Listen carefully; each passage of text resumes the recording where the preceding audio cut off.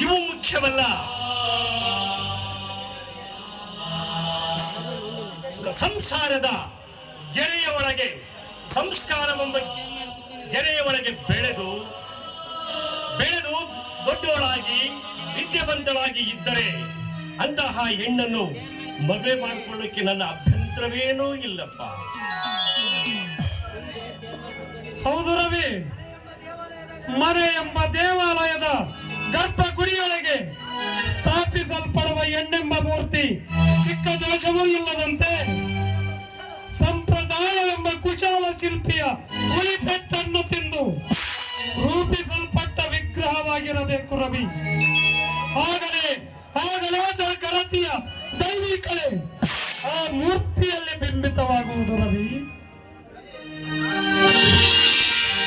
ಅಣ್ಣ, ಸಂತೆಯಲ್ಲಿ ಇಟ್ಟಿರುವ ಮಡಿಕೆ